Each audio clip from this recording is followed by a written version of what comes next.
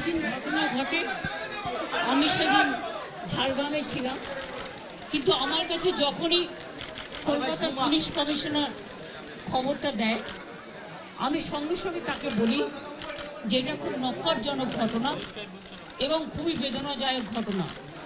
যেই জড়িত থাক তাকে ইমিডিয়েট শাস্তি দিতে হবে এবং আমরা চাই এই কেসটা ফাস্ট ট্র্যাক কোর্টে হোক।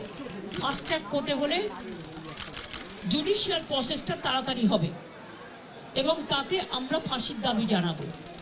কারণ কিছু মনে রাখবেন, কিছু লোক এখনো সামাজিক অবক্ষয়ের মধ্যে আছেন, সামাজিক মূল্যবোধটাকে ভুলে গেছেন।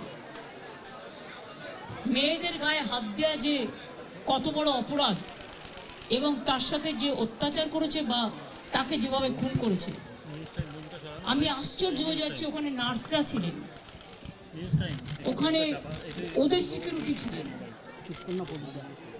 সবাই ছিল, কিন্তু কি করে ঘটনা ঘটলো এটা এখনো আমি ঠিক বুঝতে পারছি না।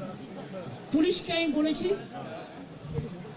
বাবা মাও যেটা আমাকে বলেছেন যে ওদের ভেতরেই কেউ আছে, যদি ভেতরে কেউ থাকে কারো প্রতি সন্দেহ হয়, যারা ছিল, যারা ওর বন্ধু বান্ধব, তাদেরকে সবাইকে ডেকে কথা বলবে এবং যিনি ফোন করেছিলেন প্রথম বাড়িতে তাকেও ডেকে কথা বলবে।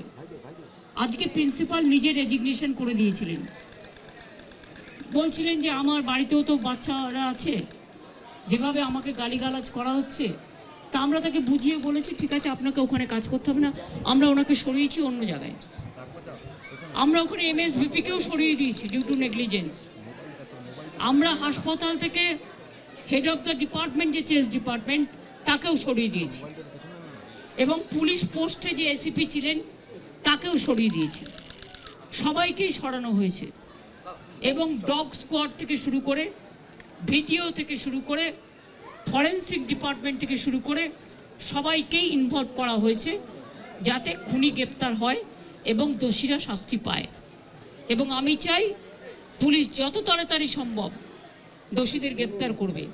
আর রবিবার পর্যন্ত যদি তারা কুল কিনারা করতে না পারেন, কারণ ভেতরেও তো অনেকে আছে, তাহলে এই কেসটা আমরা আমাদের হাতে রাখবো না, আমরা CBIকে দিয়ে দেবো। তার কারণ হচ্ছে আমার এতে কোনো পাওয়ার লেনা দেনা কিছু নেই, আমি প্রথম দিন থেকেই বলছি। কিন্তু ওদের সাকসেস রেট খুব কম। তাপসী মালিককে যখন খুন করে হত্যা করা হয়, ধর্ষণ করে, আজ পর্যন্ত বিচার হয়নি।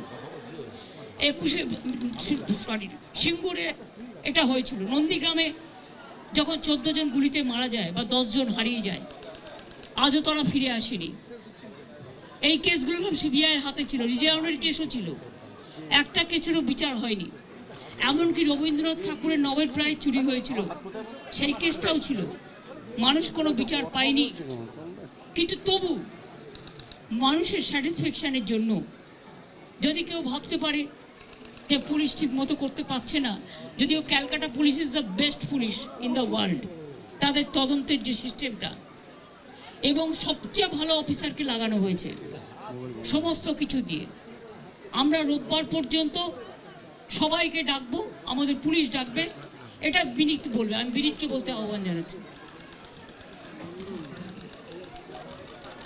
আমরা অলরেডি যে ইনভেস্টিগেশন প্রসেসের মধ্যে যারা যারা ওই পিওর কাছাকাছি ছিলেন, কোনো ধরনের কোনো কানেকশন আছে, ইনভলভমেন্ট আছে, প্রত্যেকটা লোককেই ডাকা হচ্ছে এবং ডাকা হবে যদি কারো না ডাকা হয়ে থাকে।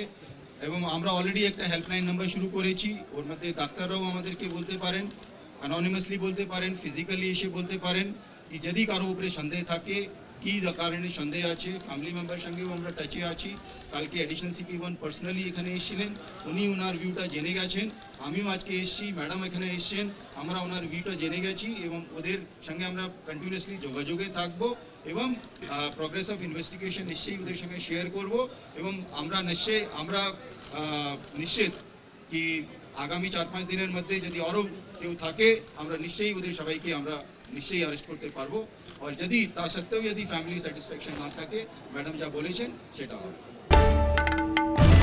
বাংলার আওয়াজ, বাঙালির আবেগ, জি 24 ঘন্টা।